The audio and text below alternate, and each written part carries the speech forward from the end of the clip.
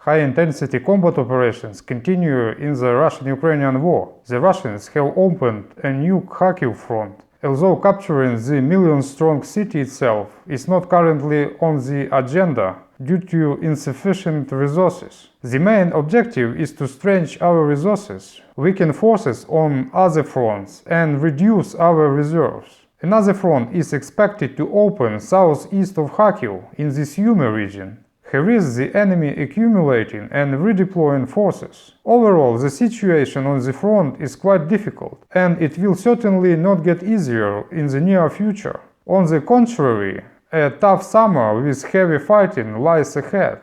In the footage, fighters of the Code 9.2 group are conducting demilitarization of the Russian Federation on its own territory in the area of the aforementioned regions. Hey, my name is Alex, and this is a quick update on the Russian-Ukrainian war from the perspective of someone living within it. And here is the confirmed equipment loss statistic for both sides on May 19th. In red, losses of the Russian armed forces, 30 units. In blue, losses of the Ukrainian armed forces, 24 units. The ratio for this day is approximately 1 to 1.5. But this is an approximate value, as each unit needs to be examined in detail. For example, destroyed Ukrainian mock-ups of equipment are also counted as losses and are indicated in purple. However, their purpose is precisely to be destroyed. The average loss ratio for the month is approximately 1 to 3 in favor of Ukraine. And here is the infographic of combat engagements along the front over the past 7 days. The most active direction is Avdiivka, 203 engagements. 25% of all attacks occur in this section of the front, which is approximately 60 kilometers long. The least active direction is Robotino, 8 engagements. And let's move on to a review of the situation on the front, changes over the past 2 days. Kharkiv sector of the front. The activity of the occupiers has somewhat slowed down.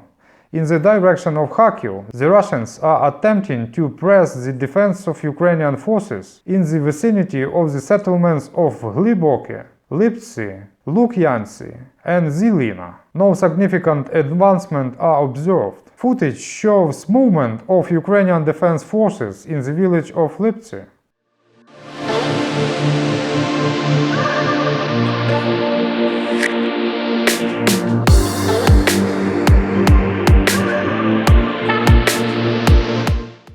On the Vovchansk direction.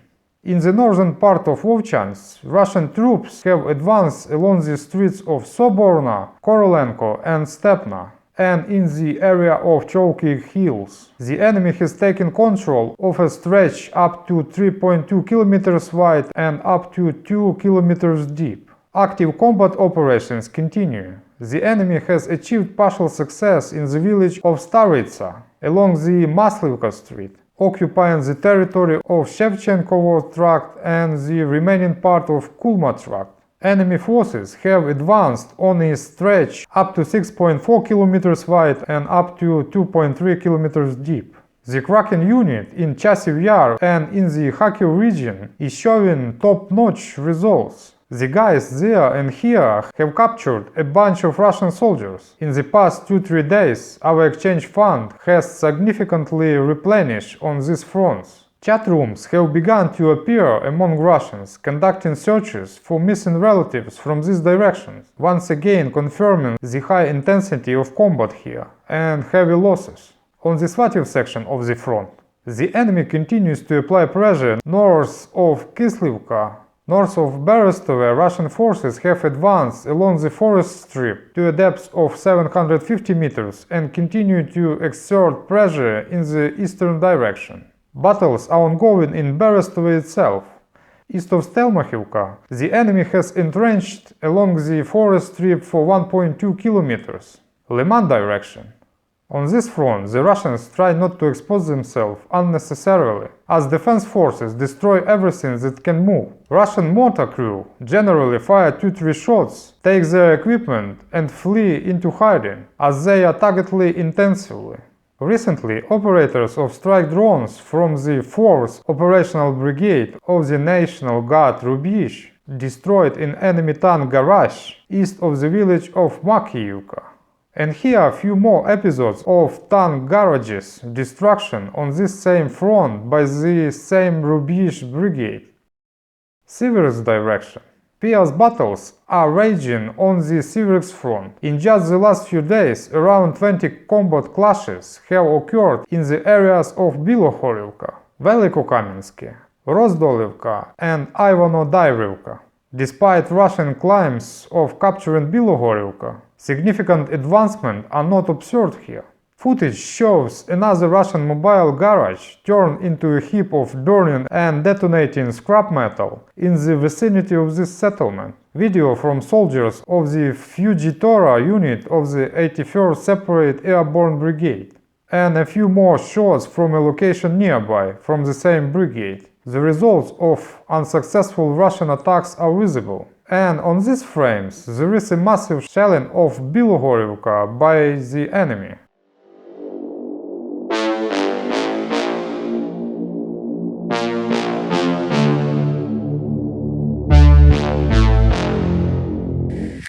Active combat operations continue, and the next video nicely captures the atmosphere of Serebryansky forest.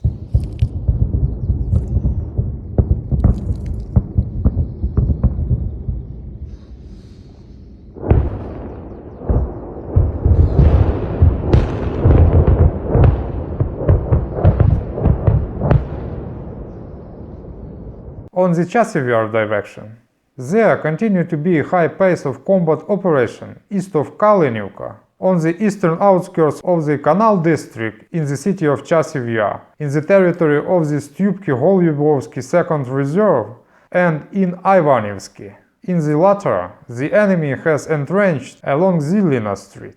Russians have been actively storming Chasiv Yar in recent days, however no significant results have been observed. Footage shows episodes of repelling waves of Russian mechanized assaults towards this city. Soldiers from the Special Forces unit of the Ministry of Defense of Ukraine Kraken and adjacent units are operating. Occupiers continue to destroy the city of Chasiv Yar, where civilians still remain. A video captures another instance of Russians employing a scorched earth tactic, destroying residential quarters of the city using MLRS. And this is how it all looks through the eye of fighters in the city itself. Footage shows the private sector of Chasiv Yar. Russians continue to obliterate the city, house by house. Fighting also continues around Klishchiivka. The settlement of Klishchiivka is completely devastated, like Robotino. It's also impossible for either us or the enemy to establish control there, so much of the settlement is a gray zone. Indeed, there are lost positions in the northern part of the village, which the enemy has taken under their control, but there aren't many of them, so claims of capturing Klishchiivka are false. Fresh footage with Ukrainian defenders on the outskirts of this village. In addition to repelling attacks on Chasiv Yar, there is also ongoing work on destroying enemy positions on the Solidar area, the work of the Pomsta strike drones group. Their FPV drone operators have destroyed a dozen enemy shelters in just the last few days. On the Avdiivka direction, east of Novokalinove, the enemy has advanced towards Highway N20 on a stretch up to 2.9 kilometers wide and up to 1.3 kilometers deep. In the settlement of New York, another village in Donetsk is being obliterated by the Russian scrum. Despite all attempts to advance in the Ocheretino area, the Russians are not succeeding. In these shots, episodes of repelling another Russian assault attempt on this same front. Initially, the occupiers try to conduct reconnaissance by combat and divert attention from the main attack, and then they deploy tanks to cover the landing of their infantry. In the area of this settlement, the village of Ocheretino, Unit Voron 100 of the 100th Separate Mechanized Brigade, using a robust FPV drone, destroyed a garage where Russian drone operators were stationed. The explosion also indicates that there was an ammunition depot inside. Further south on the map, on the same direction, north of Netailove. The enemy entrenched along 3 forest strips on the stretch up to 2.7 kilometers wide and up to 950 meters deep. In Netailove, Ukrainian soldiers attacked the position of Russian forces in the western part of the village with drone drops. In Netailove itself, the enemy advanced along Kolkhozna Street to a depth of 450 meters. Attempts to quickly deliver and land airborne troops for further assault operations on this front are ongoing. But operators of FPV drones from the Strike Drones Company unit quickly thwart these plans. And unfortunately, all the Russian infantry retreats unharmed this time. Kharkiv direction. Fighting continues in Krasnohorivka with variable success. The Russians have advanced west of the machine-building gardening community and occupied the eastern part of Paraskoyevka. An aviation strike by Ukrainian aircraft on the advancing assault group of Russians, which was trying to gather in a building, has been recorded. This is either the French AASM Hammer or GLSDB bomb.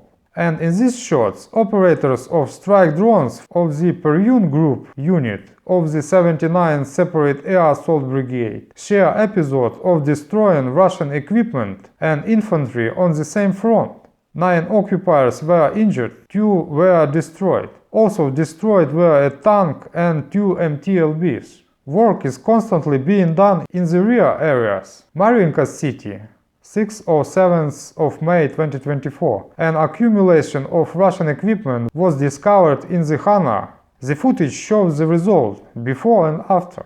And in these shots, the work of the Ukrainian drones on disrupting Russian army logistics is shown, which is also conducted.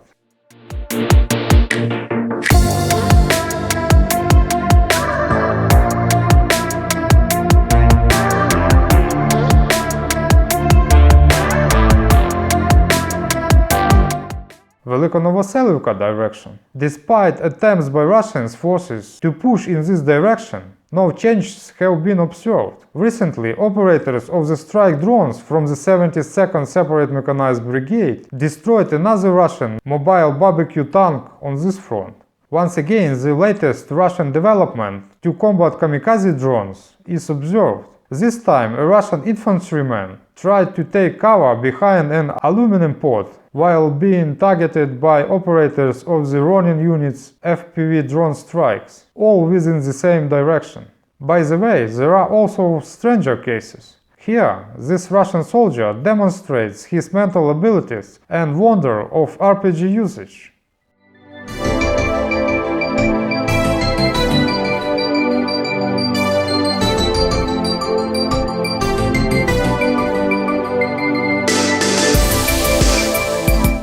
And this is how the Russian command sent tanks down the road, supposedly without mines. In fact, they sent tanks to demine Ukrainian minefields. No mines, continue movement, the commander says over the radio.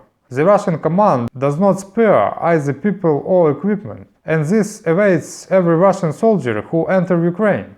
Robotino direction. The analytical resource map Deep State shows the progress of Russians in Robotino and near Verbove. It is really difficult to establish clear boundaries here.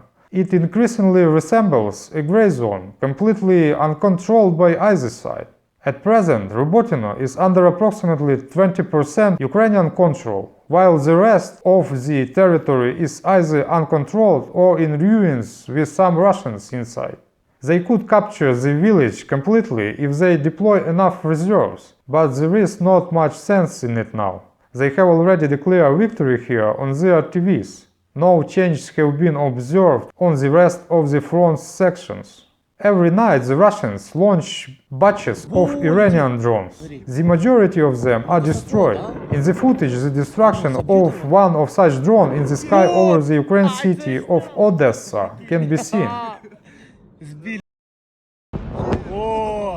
On the night of May 21st, all 29 of the 29 drones launched were destroyed in the skies over Ukraine. However, on the night of 22nd, out of the 21 drones launched, one was not shot down. At some point, the Russians began using these drones for attack in the frontline zone. Recently, we discovered a radio modem in these drones. Judging by the quality of assembly, it appears to be a product of the Kalashnikov concern. This means that these drones can be controlled to attack targets up to 70 kilometers deep in Ukraine territory, so the Russians are constantly trying to improve them. In turn, Ukraine carried out a missile bomb strike on the occupied city of Luhansk. According to preliminary data, the strike was carried out near the former Luhansk Academy of Internal Affairs, Yubileyny village, where Russian occupation forces have been stationed since the beginning of 2014. And that wraps up today's episode. If you found this information helpful or somehow insightful, don't forget to like, share and subscribe. And I hope to see you in the next video. Bye bye!